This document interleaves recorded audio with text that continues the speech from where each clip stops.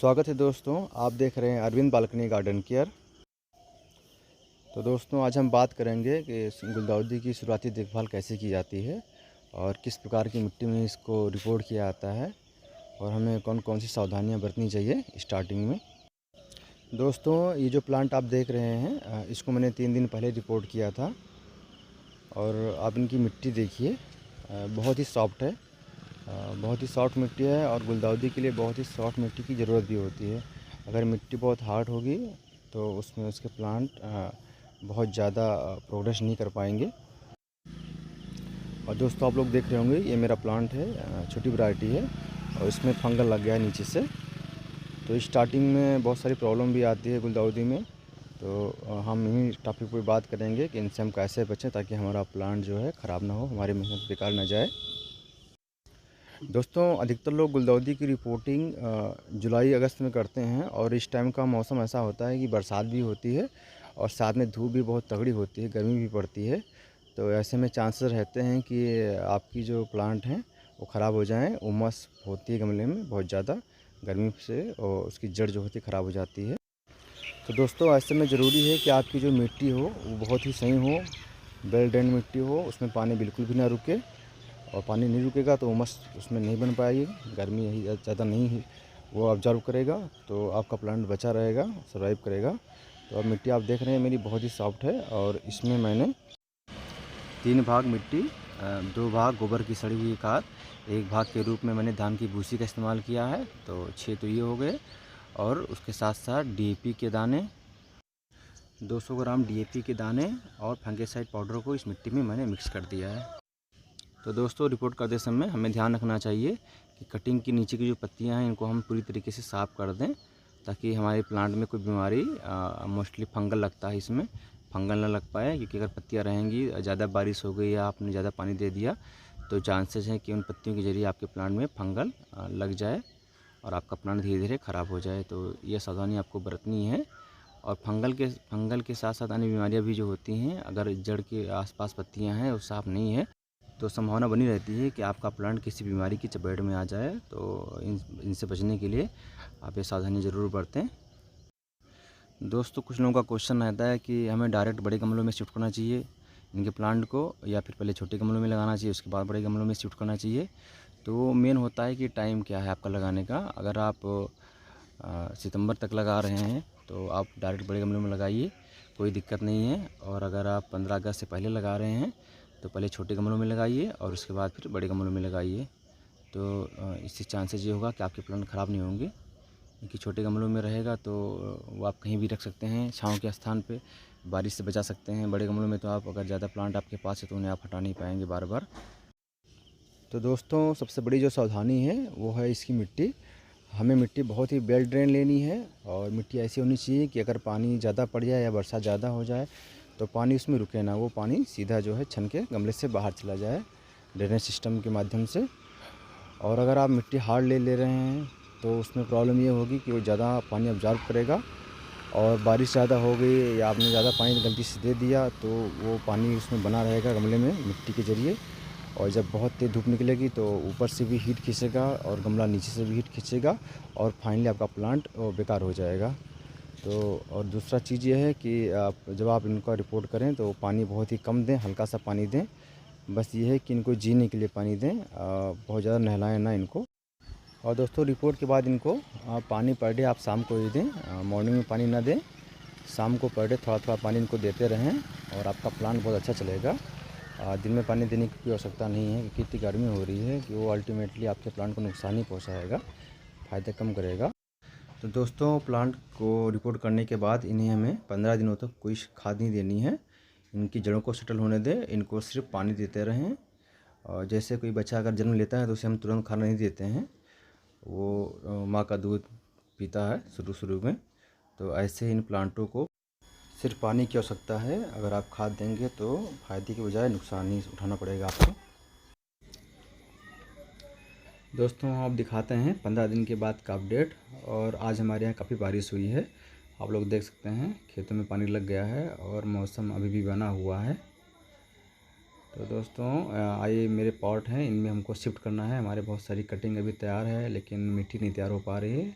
क्योंकि हर दूसरे दिन बारिश हो जा रही है तो मिट्टी बन नहीं पा रही है हमारी, तो इस वजह से अभी लेट हो रहा है मेरा।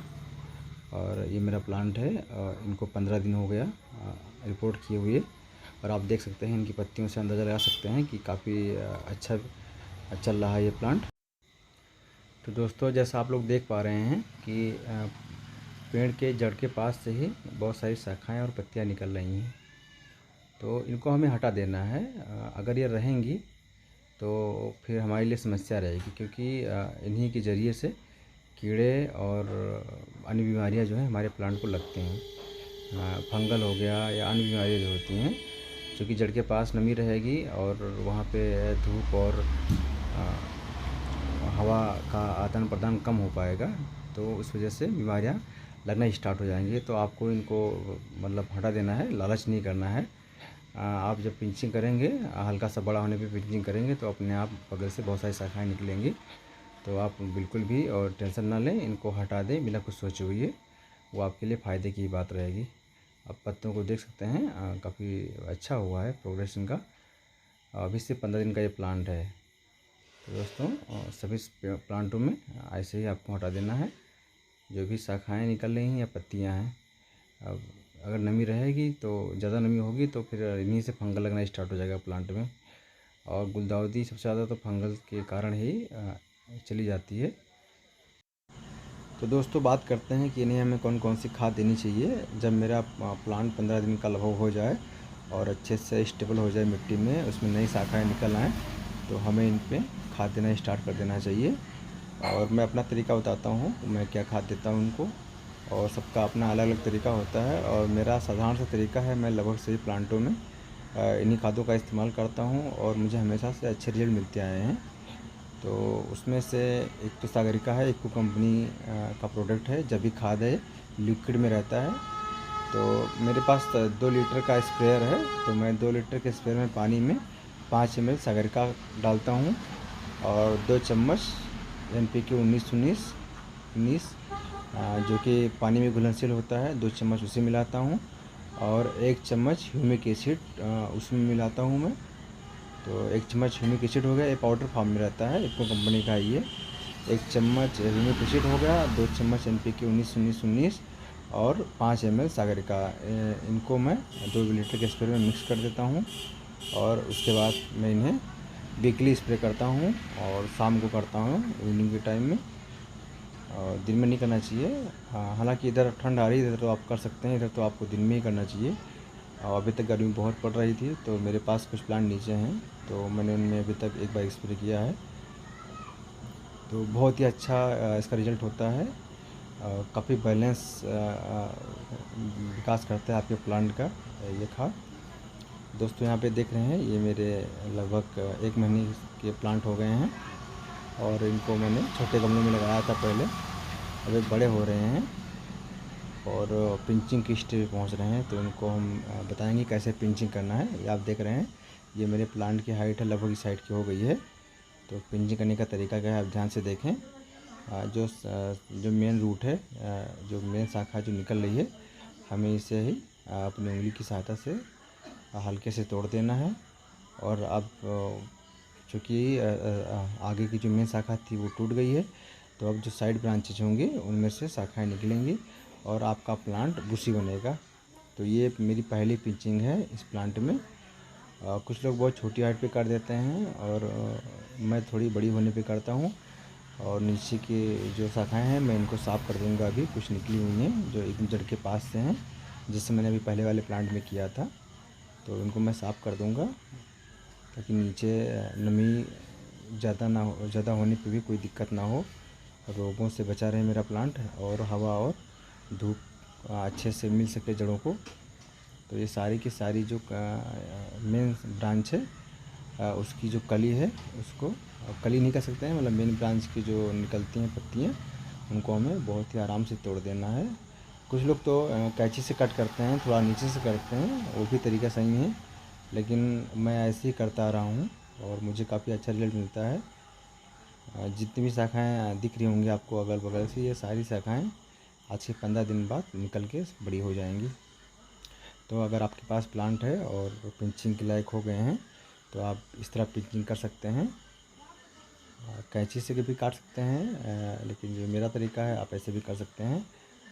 और अभी जब इस पिंचिंग के बाद हर ब्रांच से लगभग 4 शाखाएँ निकलेंगी और फिर उन चारों को जब थोड़े बड़े हो जाएं तो उनमें भी हमको पिंचिंग करना है।